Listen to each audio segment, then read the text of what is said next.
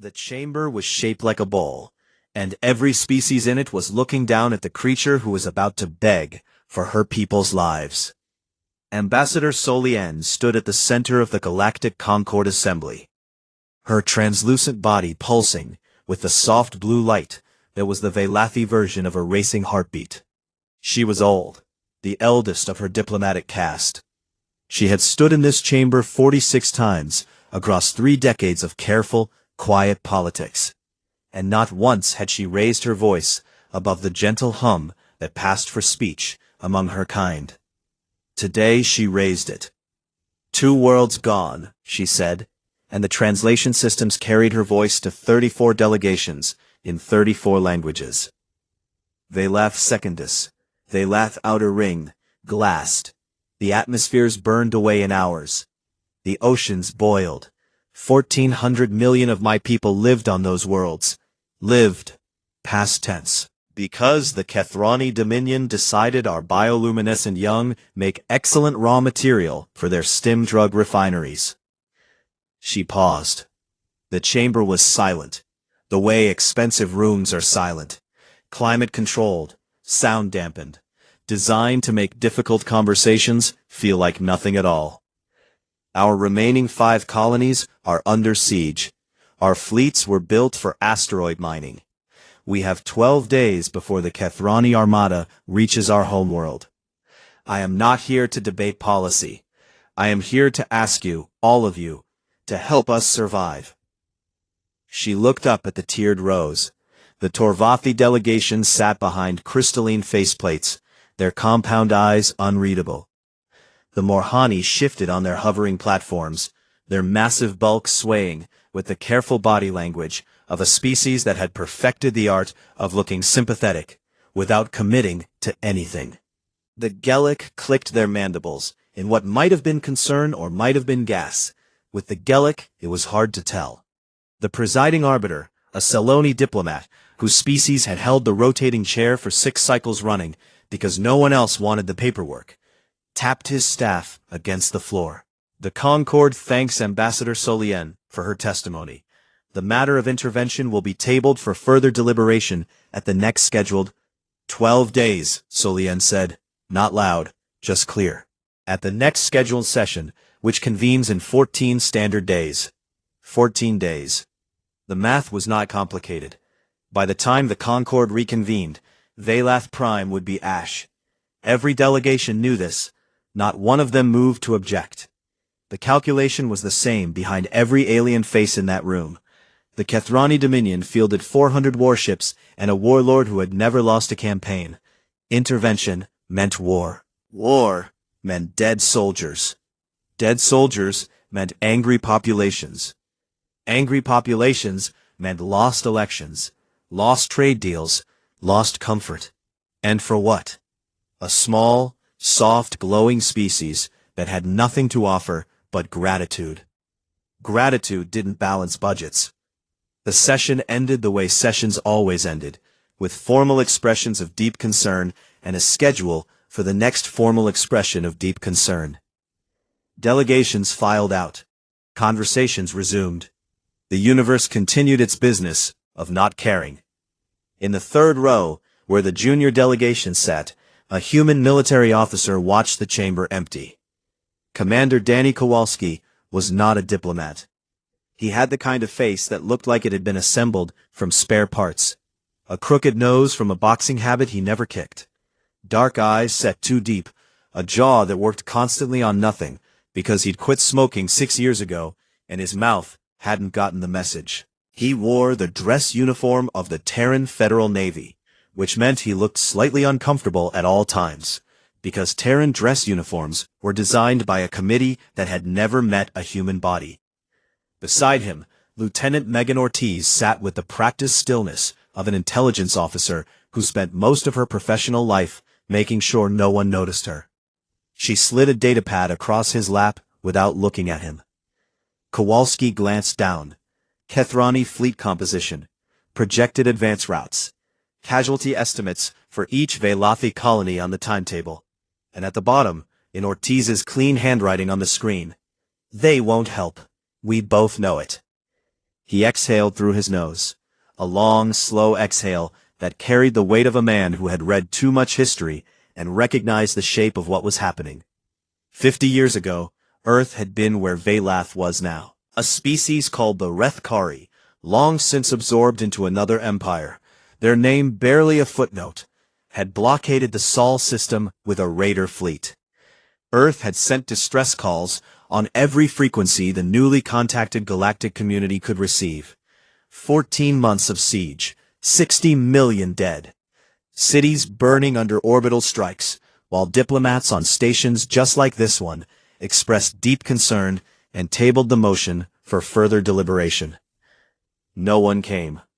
Humanity broke the blockade alone, with ships held together by spite and engineering tape. And when the silence finally ended, they made themselves a promise.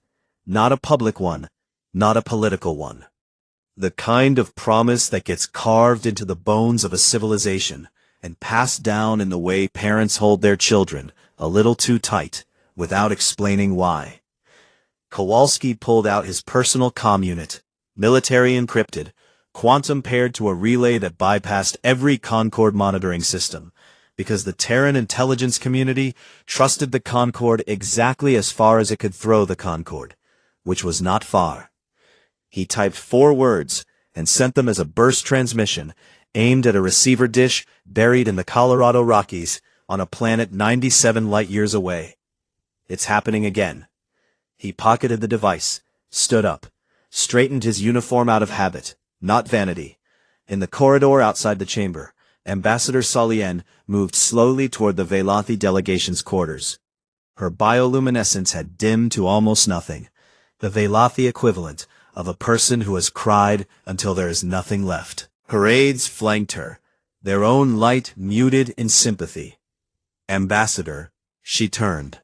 The human officer stood behind her, hands at his sides, face unreadable in the way human faces often were. Their skin didn't glow, didn't shift color, didn't do anything useful at all, and yet somehow the arrangement of muscles around his eyes and mouth communicated something she couldn't name. He held out a small device, metal casing, no markings, a single activation switch. "Keep this on," he said. "Frequency 7. Don't lose it." Solien took the device. It was warm from his hand. "What is this for?" But the human was already walking away, his boots clicking on the polished floor of a station built for species who preferred silence, who valued deliberation, who had perfected the art of doing nothing with great ceremony. Kowalski walked back toward the human delegation's quarters and did not look back. Ortiz fell into step beside him. "You think Command will go for it?" she asked. "I think," Kowalski said, "that Command has been waiting for someone to give them a reason." The corridor was empty. The station hummed with the quiet business of 34 species sleeping well, because the war was someone else's problem. 97 light-years away, in a bunker built into a mountain, on a planet the rest of the galaxy considered a death trap, a comm officer received a 4-word transmission and picked up a red phone. 12 days. The clock was running, and for the first time in 50 years, someone was going to answer. Admiral Katie Briggs had not slept in 31 hours, and it showed in the way she held her coffee, not drinking it, just gripping the mug like a weapon she might need later. The war room under the Colorado Rockies was built during the Kessler Siege, when humanity learned the hard way that anything above ground could be turned to glass from orbit. 300 meters of granite overhead. Air recycled so many times it tasted like the inside of a machine. Screens covering every wall, showing fleet positions, intelligence feeds, and a countdown clock that someone had started the moment Kowalski's transmission arrived. 11 days, 14 hours. She read the message again. 4 words. She didn't need more. Briggs had spent 18 months building contingency plans for exactly this situation. The Kethrani getting bold enough to glass a Concord member species, while the Concord sat on its hands. The plans were in a locked drawer in her office. The drawer had a combination that only she and one other person knew. That other person was walking through the door right now. Secretary General Pete Harmon looked like a man who had been pulled out of bed for a reason he already regretted. Thin, gray at the temples, wearing a suit that cost more than most enlisted sailors made in a month. He was not a military man. He was a politician who had won his office by promising stability, trade growth, and the phrase, strategic patience, which was a polite way of saying, we don't start fights. Katie, he said. Not Admiral. They'd known each other too long for that. Pete, she said. She turned a screen toward him. Vylathi casualty projections. Current dead across 2 glassed worlds, 1.4 billion. Projected dead, if the Kethrani reached Vylath Prime on schedule, 3.8 billion total. The numbers were displayed in a clean white font against a dark background, because the room's designers understood that terrible information should be presented simply. Harmon looked at the screen for a long time. Then he sat down. If we deploy the fleet, he said, we show the galaxy everything we've been hiding for 40 years. Yes. Every species in the Concord recalculates their threat assessment of humanity overnight. We go from the scrappy newcomers to the thing they're afraid of. Trade relationships collapse. Alliances shift. The Torvathi will push for containment. The Morhani will hedge. We could end up more isolated than we were before the siege. Yes. And you want to do it anyway. Briggs didn't answer right away. She set her coffee down and pulled up a second display. Not numbers this time, but an image. Satellite capture from a Terran intelligence probe in the Vylath system. A Vylathi colony world. The third one, still partially intact. Magnified, structures that the Kethrani were using as harvesting pens. Small shapes inside. The Vylathi young glowed brighter than the adults. It made them easier to find, easier to collect.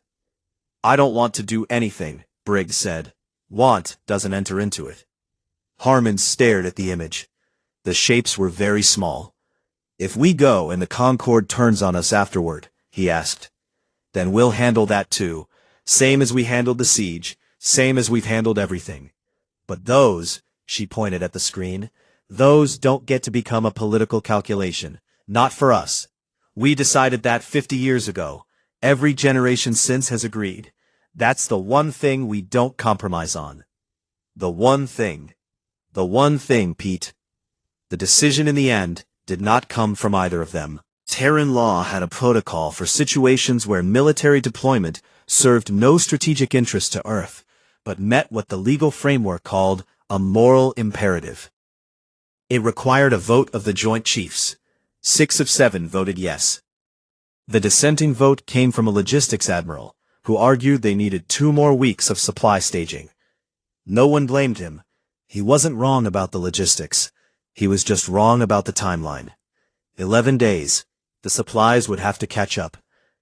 Above Mars, hidden behind a field of holographic asteroids and sensor-scattering satellites that made the region look like unremarkable space junk, the real Terran fleet began to wake.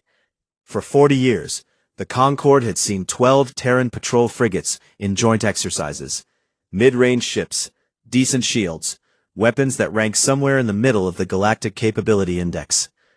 The human delegation always apologized for their modest contribution. So sorry. Deathworld economy. Hard to fund a big fleet when your planet is trying to kill you.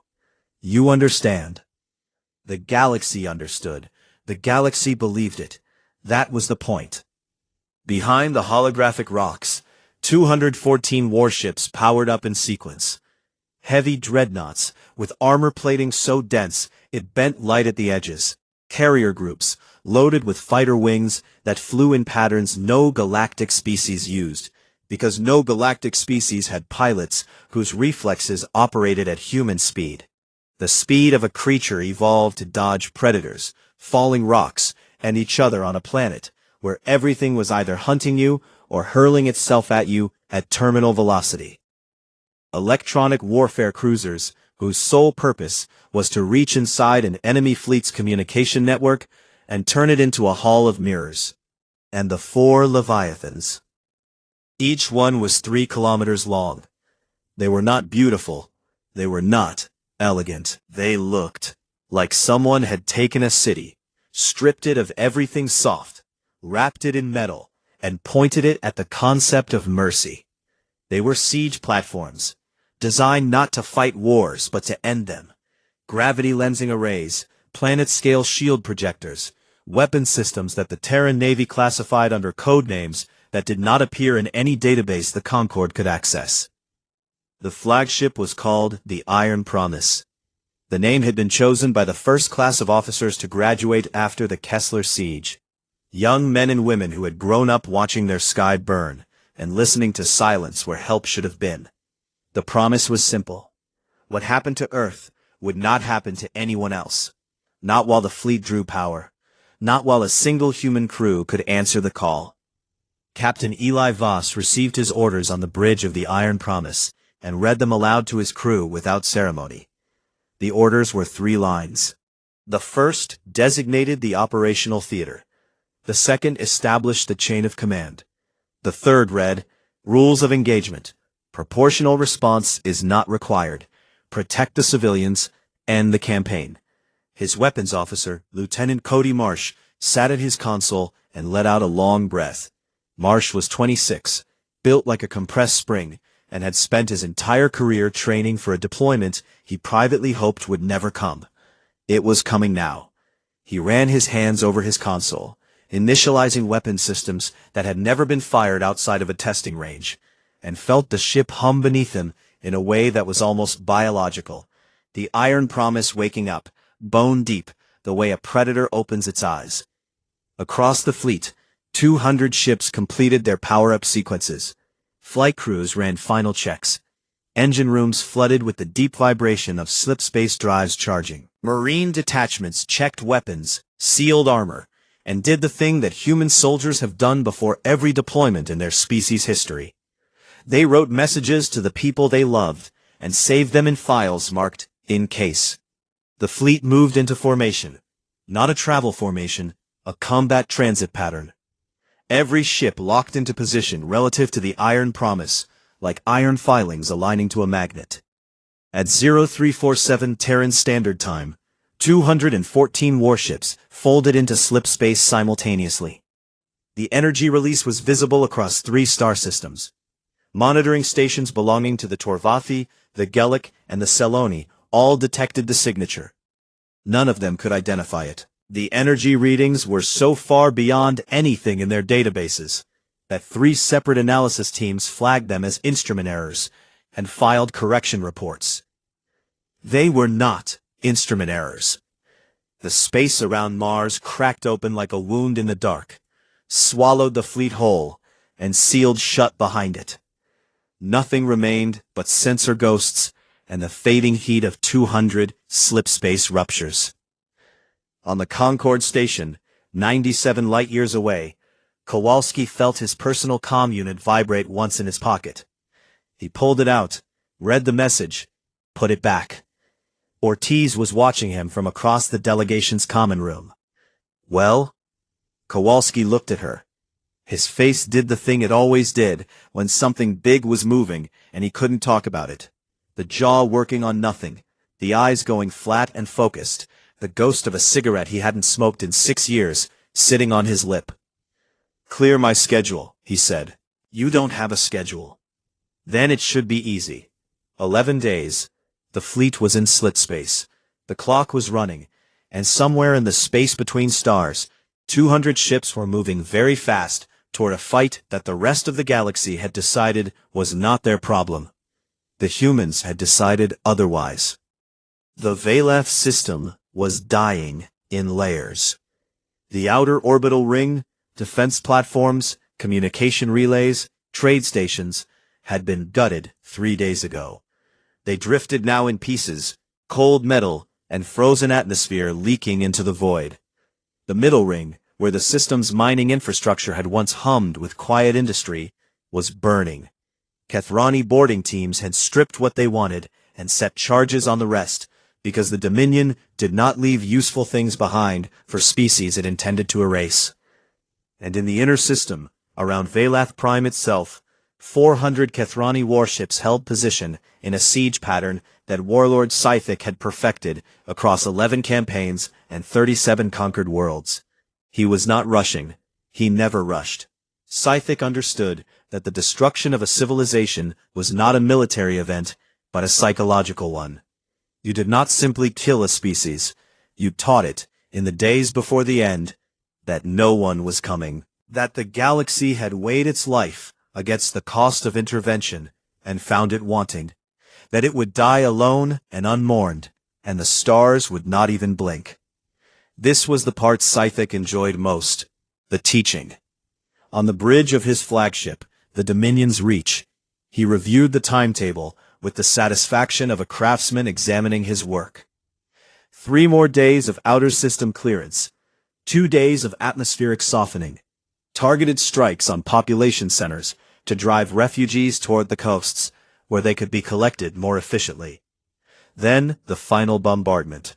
Clean, professional, on schedule. A sensor officer interrupted his review. Anomalous readings at the system's edge. Slipspace signatures.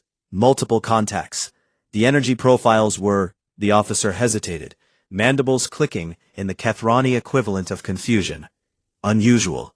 Species, Scythic asked. But the magnitude is inconsistent with known human capabilities. Our models suggest sensor artifacts from the debris field in the outer ring. Reflections, ghosts. Scythic flicked a foreclaw in dismissal. He had studied human capabilities during his pre-campaign intelligence review.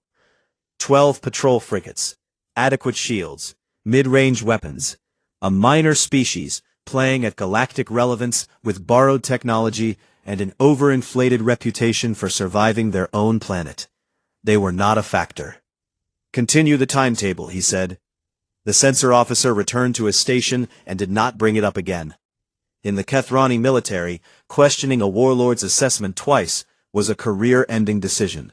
Sometimes, literally. 5 astronomical units from Velath Prime, at the ragged edge of the system where the star's light was thin and the dark between worlds pressed close, space tore open. Not in scattered points, not in the staggered arrival pattern that every galactic species used for fleet transit, dropping ships in one by one to avoid gravitational interference. This was something else.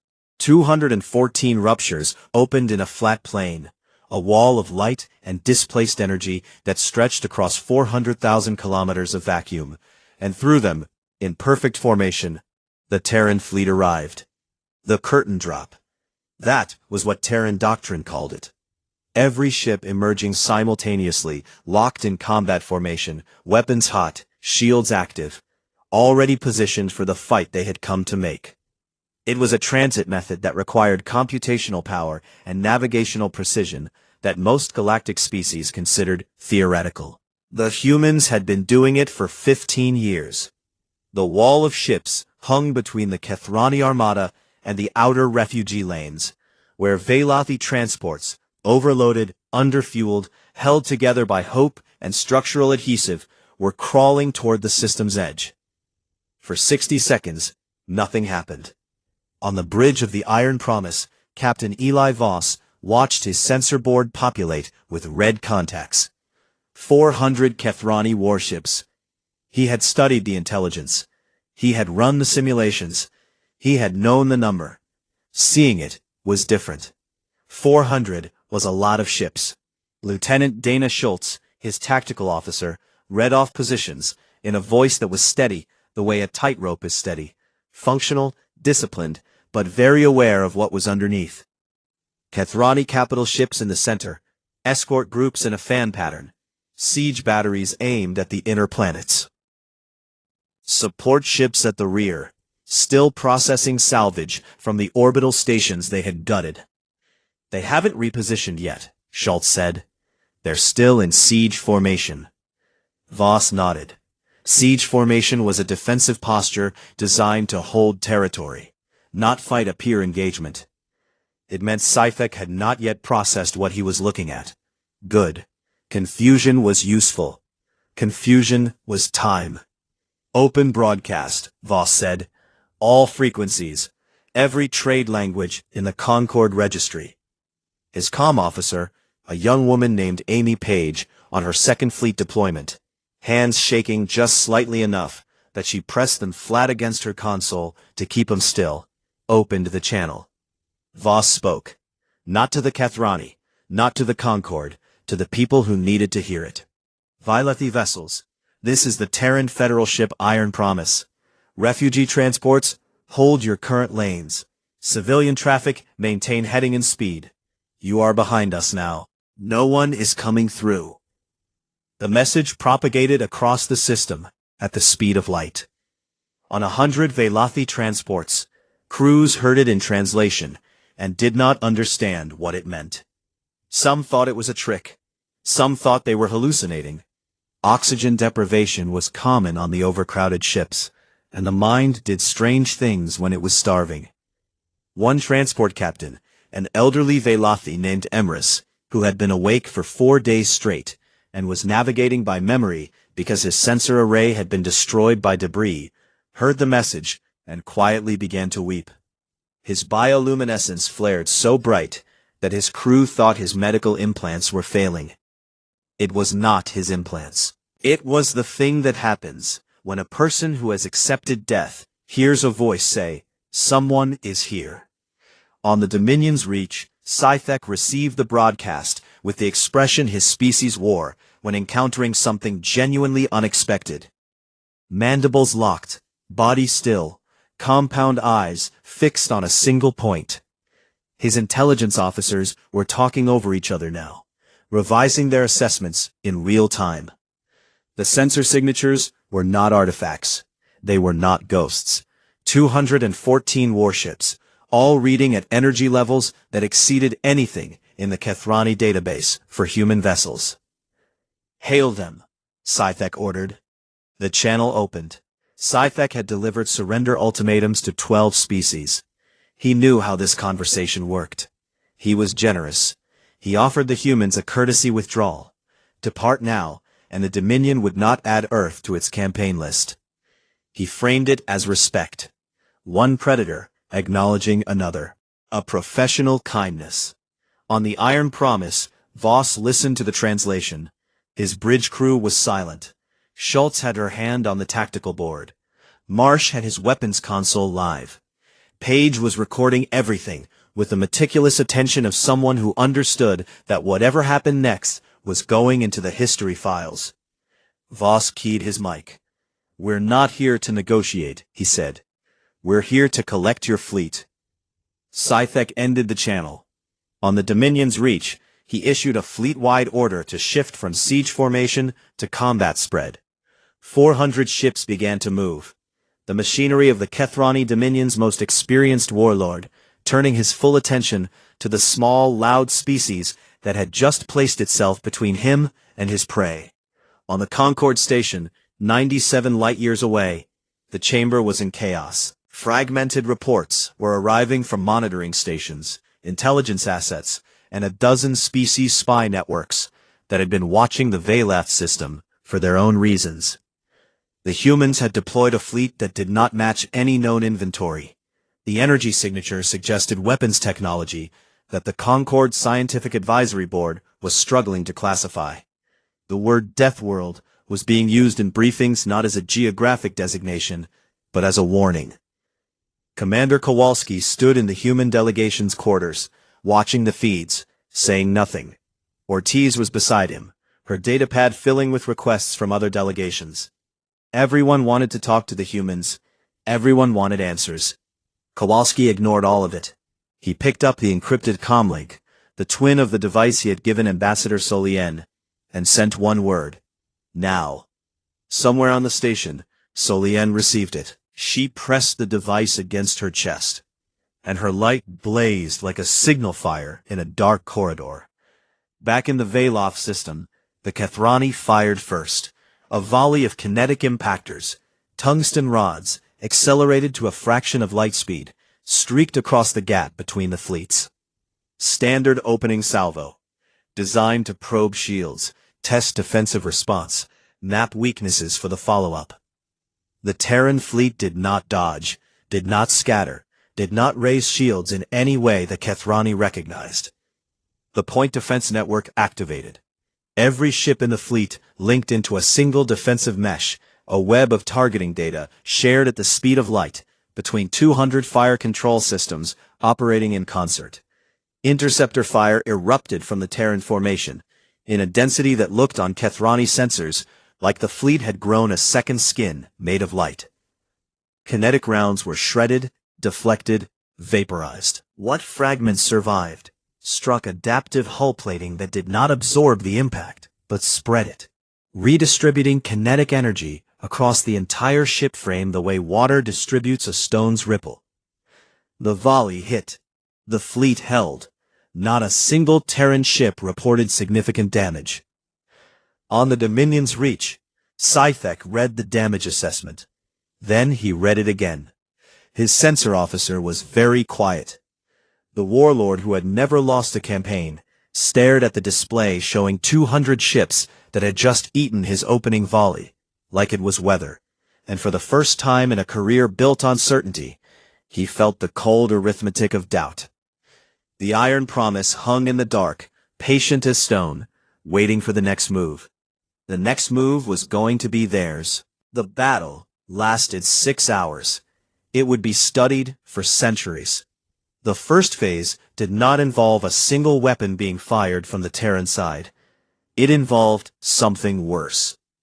Along the flanks of the Terran formation, 8 ships that the Concord had never seen before, long, flat vessels with no visible weapons ports, bristling with antenna arrays that looked like the spines of some deep ocean creature, powered-up systems that had no galactic classification. They were electronic warfare cruisers. Their crews called them whisper ships. The rest of the fleet called them the Headache. When they activated, the Kethrani fleet's communications network did not go dark. That would have been manageable. Military fleets trained for communications blackouts. What happened instead was that the network turned on itself. Every ship in the Kethrani formation began receiving its own sensor data reflected back with a delay of 0.3 seconds, just enough to create ghost contacts that multiplied across every targeting board. A ship that had been tracking 10 enemies was now tracking 40, then 80, then 200. The real Terran vessels vanished inside a cloud of their own reflections. On the Dominion's reach, Sci-Fi watched his tactical display dissolve into noise, and issued orders to switch to backup communications. The backup channel was already compromised. The whisper ships had been inside the Kethrani network architecture for 11 minutes before anyone noticed. The electronic warfare teams had mapped the system during the opening hail, when Sci-Fi thought he was delivering an ultimatum. He had been giving them a tour. Sci-Fi shouted commands. His words reached the wrong ships. A destroyer group on his left flank received orders meant for the right. 2 escort frigates collided while executing contradictory maneuvers. 400 ships became 400 isolated boxes, each one fighting its own private war against sensor phantoms and a silence where coordination used to be. On the Iron Promise, Captain Voss watched the chaos unfold on his tactical display, with the expression of a man playing a game he had practiced 10,000 times. Beside him, Lieutenant Schultz tracked real Kethrani positions through the electronic fog. The Terran systems could distinguish their own reflections from actual contacts, because the reflections were theirs. Wolfpack deployment, Voss said. Execute. The Terran fleet split apart. Not into a battle line. Not into the broadside formations that most galactic navies favored. The fleet broke into 26 independent wolfpacks, fast destroyer groups of 6 to 8 ships each, moving at speeds that Kethrani tracking systems could not follow, because the targeting computers kept trying to lead their shots based on galactic standard acceleration curves. And the Terran ships did not accelerate like galactic standard ships. They moved like the creatures that crewed them, in bursts, with sudden changes of direction, exploiting angles that required a tolerance for G-forces that would have turned most Concord species into paste against their cockpit walls. Each wolfpack drove into the disoriented Kethrani formation and began to cut. Not to destroy, to disable. Precision fire on engine arrays, weapons batteries, shield generators. The wolf packs carved through the fleet the way a surgeon removes a tumor. Carefully, quickly, without touching anything they didn't need to touch. She had written it herself, sitting in the war room under the mountain, with the images from Valap's harvesting pen still on her screen.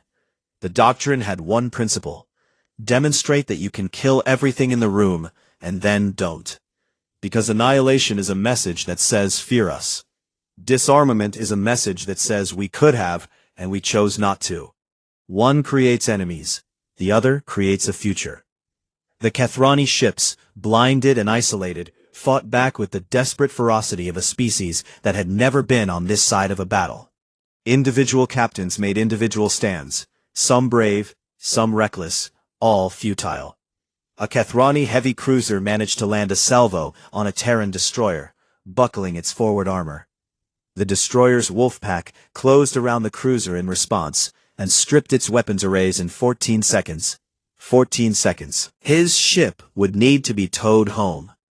In the Combat Information Center of the Iron Promise, Petty Officer Nick Salazar fed targeting solutions to the weapons crews with the focus of a musician in the middle of a performance. He was 23. He had graduated top of his sensor technician class. He was very good at the math, trajectories, deflection angles, energy dispersal patterns. The math was clean. The geometry was beautiful. He worked with a grin on his face because the numbers were doing exactly what they were supposed to do. And there is a kind of joy in competence that doesn't ask questions about consequences. The consequences came 40 minutes into the battle, when a Wolfpack's precision fire hit a Kethrani escort's weapons magazine and the ship broke apart. On Salazar's screen, the contact blinked from red to gray. Gray meant dead. The ship had held a crew of 300. The grin left his face the way light leaves a room when the door swings shut. His hands kept working. His eyes stayed on the screen. But something behind them changed, and it would not change back. 2 hours in, Sci-Fi rallied. He was not a warlord who had won 37 campaigns by panicking. He pulled 60 of his best ships into a tight formation around the Dominion's reach and drove straight for Valath Prime. The logic was brutal and clear. If he reached the planet, he could threaten orbital bombardment. The humans would have to choose between chasing his fleet and protecting the civilian population. It would split their forces. Buy time. Maybe enough time for the rest of the Dominion's reinforcement fleets to arrive. It was, by any galactic standard, a sound tactical decision. The 4 Leviathans folded into his path. They appeared from slipspace in a diamond formation, each one 3 kilometers of gray metal and malice, moving with the slow inevitability of a natural disaster. They did not accelerate to meet Scythex formation. They simply were there, as if they had always been there, as if the space they occupied had been reserved for them since the stars were born. The gravity lensing arrays activated. What Scythex fleet hit was not a wall, not a shield, not any defensive technology the Concord had ever categorized. It was a region of compressed space, an area where the fundamental geometry of the universe had been bent inward, so that matter attempting to pass through it was subjected to gravitational forces that increased exponentially with proximity. The leading ships in Scythex formation struck the gravity lens at full thrust. Their hulls groaned, structural frames buckled. A frigate at the point of the formation crumpled inward like a paper cup being squeezed, its crew compartments compressing before anyone inside had time to understand what was happening. Scythec ordered full reverse. The gravity lens followed. Not fast, patient, the way a tide comes in. On the Iron Promise, Voss opened a channel to the Dominion's reach. No threats, no gloating. He offered terms in the same steady voice he'd used to order coffee that morning. Full power down. Weapons cold. Prepare to be boarded. Kethrani crews would be treated as prisoners under Terran military law, which meant food, shelter, medical attention, and repatriation upon ceasefire. Humanity ran clean prisons. It was one of the things they were particular about. for reasons rooted in a history they did not discuss with outsiders, but took very seriously among themselves. Sci-Fi, trapped between a fleet of ghosts and a wall of bed space, asked one question. Not tactical, not strategic, the question of a being confronted with something that broke his model of the universe. What are you? Voss paused. Not for drama, for honesty. We're the people nobody helped, he said. We decided that was going to be a one-time event. While the fleet engagement unfolded in orbit, Terran Marines deployed to the surface of Velath's third colony. The rapid drop pods hit the atmosphere at speeds that registered on Kethrani ground sensors as weapons fire. The pods were not comfortable. They were metal coffins, with a heat shield and a parachute. And the ride down involved temperatures and G-forces that would have killed every Concord species, except humans, who had evolved on a planet where jumping out of aircraft for fun was considered a recreational activity. Sergeant Lisa Moran hit the ground in the colony's administrative district, where Kethrani forces had established a harvesting facility inside what had once been a Velathi school. Her fire team, 8 Marines in powered armor that made them look like something a scared planet had dreamed up to scare the dark away, moved through the streets in a combat pattern that was fast, quiet, and devoid of the hesitation that most galactic species displayed when fighting on the ground. Humans were ground creatures, bipedal predators, who had spent 1,000,000 years chasing things through tall grass. This was what they were built for. What Moran found inside the school went into her after-action report, in language that was clinical and precise. She wrote it that way on purpose, because if she wrote it the way it actually felt, she would have to stop writing and do something with her hands that would get her court-martialed. The Velathi young were small and very bright and had been kept in containers designed for industrial storage. She got them out. All of them. Her team worked with the controlled urgency of people for whom failure was not a concept they were willing to entertain. The Kethrani guards received the opposite of courtesy.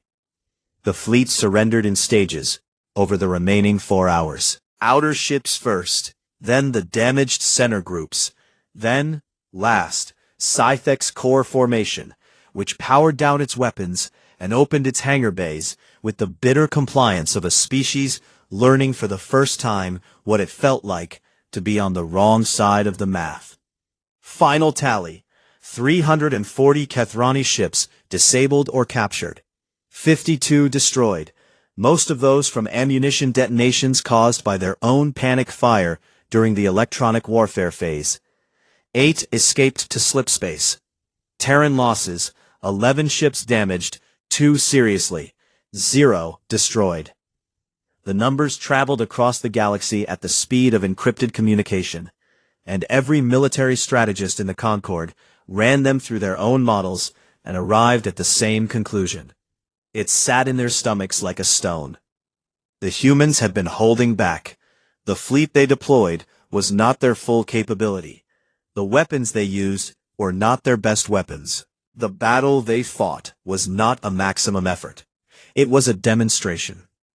After his shift ended, Petty Officer Salazar sat in a corridor outside the Combat Information Center with his back against the bulkhead and his eyes on the opposite wall.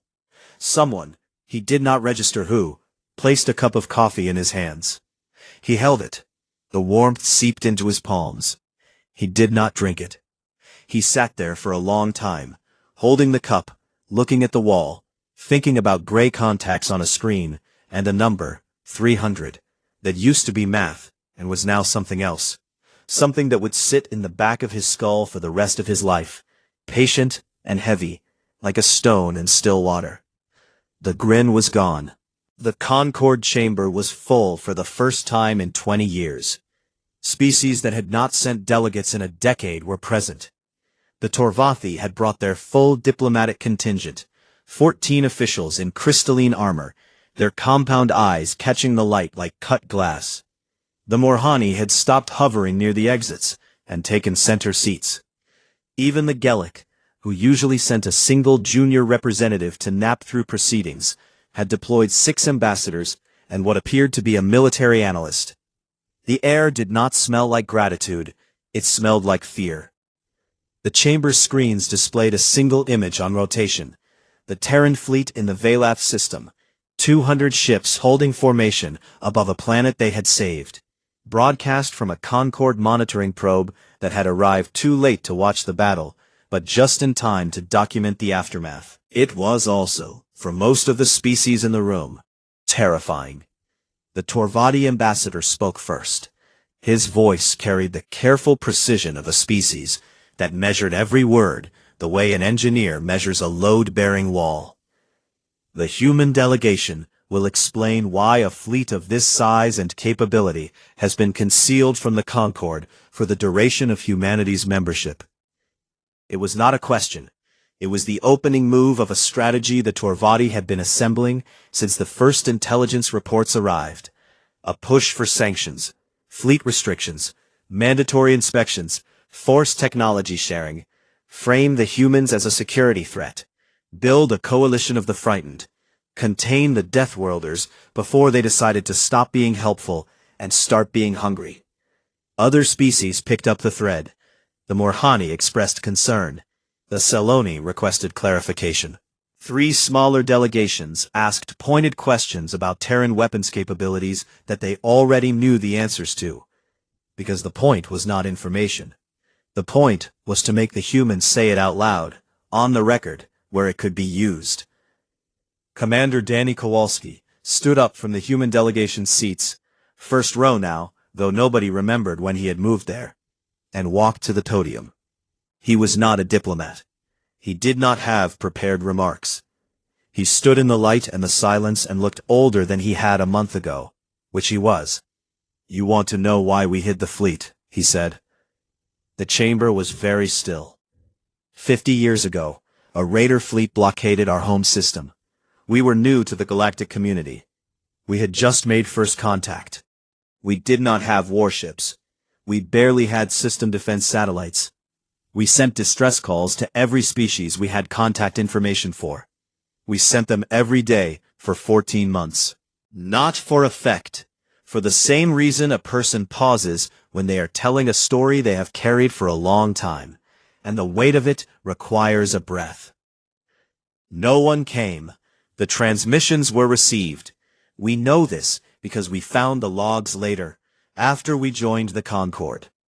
Every delegation in this room, or their predecessors, received our calls. Some of you discussed them. None of you acted. 60 million of our people died during the Kessler siege. We broke the blockade ourselves, with ships that were barely functional, crewed by people who were barely alive. He looked around the chamber, not with anger, with something flatter and more difficult to face. You want to know why we hid the fleet? We built it in the silence you left us in. We decided that if we ever had the power to answer someone else's call, we would. Every time. Whether you approved or not. The translation systems carried his words in 34 languages to 34 delegations, and the words sat in the chamber like something heavy placed on a table. The Torvathi ambassador recovered first. The sanctions proposal had been prepared in advance. Documents, precedents, voting alliances already arranged. He presented it efficiently. Mandatory fleet inspections, weapons capability disclosures, limits on Terran military expansion, monitoring stations in the Sol system. He called it security architecture. Every species in the room recognized what it actually was. A leash. Ambassador Solien took the podium. She was smaller than every other diplomat in the room. Her bioluminescence was dimmed from exhaustion. She had not slept properly since the crisis began, and the Velothi body showed its fatigue through fading light. But she stood at the center of the chamber where she had begged for help a month ago, and this time she was not begging. "I will describe what I saw," she said, "not what the reports say, what I saw." She described the harvesting pens on the 3rd colony. She described the containers, industrial storage units, meant for mineral ore, repurposed for Velothi children. She described the rescue, recounted to her by survivors. Human soldiers cutting through walls, carrying the young in arms that were too large and too warm, and exactly the right shape for holding something fragile. She described the refugee transports that had been limping toward death in the outer system, and the voice that came through their communications arrays, "You are behind us now. No one is coming through." One species answered. Solian said, "1. You are discussing whether to punish them for it. I want the record to reflect that the Velothi delegation finds this obscene." The room shifted. Not all of it, not evenly, but enough. The Saloni withdrew their support for the Torvathi proposal. Two smaller species followed. The Morhani, who had been hedging, swung toward the Velothi position with the particular enthusiasm of a species that had realized which way the wind was blowing and wanted to be seen on the right side of it. The Torvathi pushed forward. A vote was called. Sanctions failed. 17 against, 12 in favor, 5 abstentions. What passed instead was something no one had expected, because it came not from the Torvathi or the Velothi, but from the human delegation.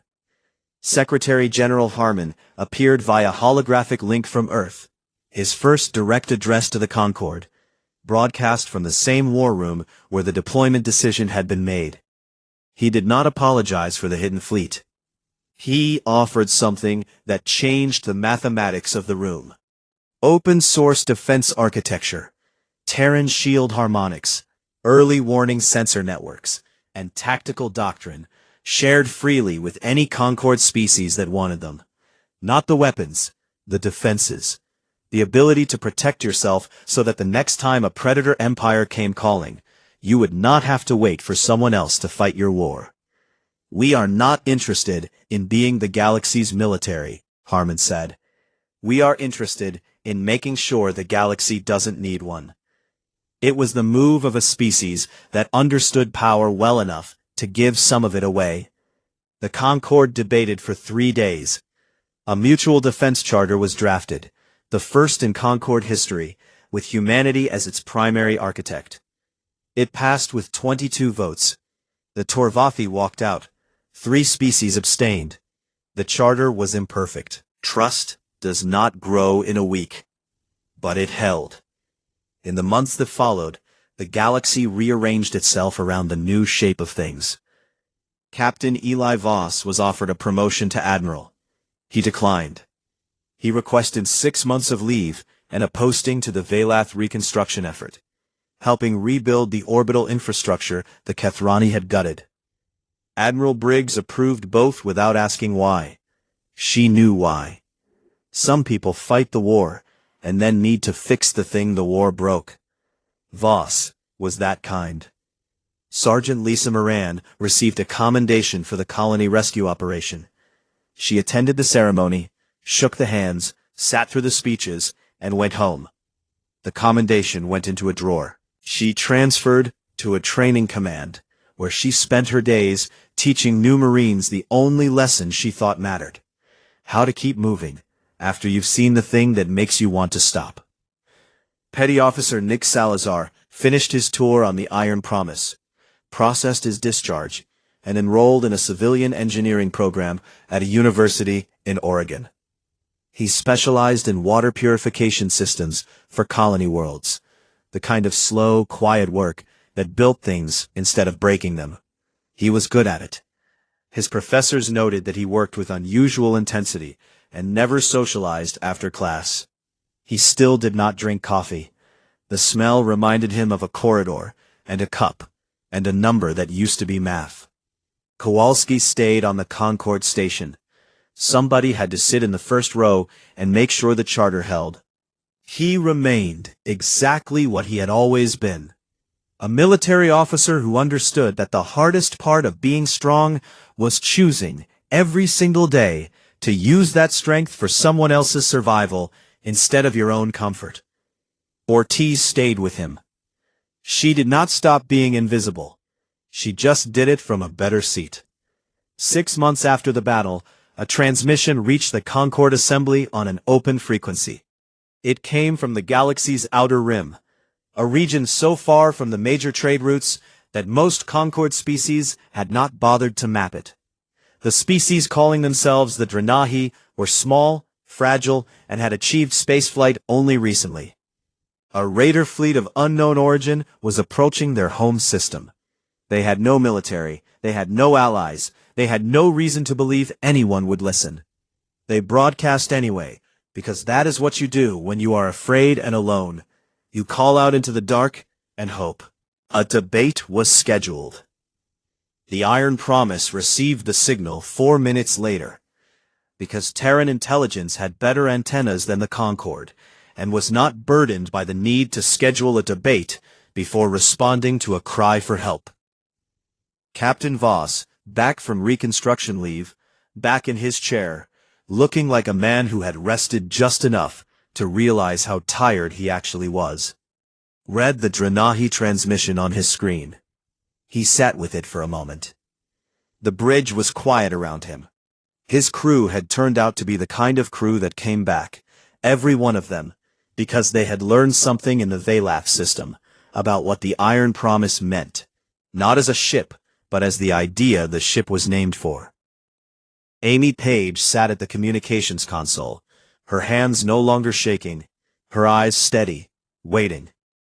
"Set course," Voss said. "Tell them we're coming." It crossed the void, at the speed of light, toward a species that had never met a human, had no reason to trust one, and had resigned themselves to dying alone in a corner of the galaxy that nobody important cared about. 2 words more than they expected. 2 words more than Earth had gotten 50 years ago, when the silence was the whole sky, and no one answered. The Iron Promise folded into slipspace. The stars bent around it, and the dark made room. And somewhere on the edge of everything, a small species heard a voice say, "We're coming," and did not yet understand what it meant, but held on to it anyway, the way a drowning person holds onto a hand that appears from nowhere and pulls. This is what humans do, not because it is easy or safe or strategic, because someone has to, and they remember what it feels like when no one does.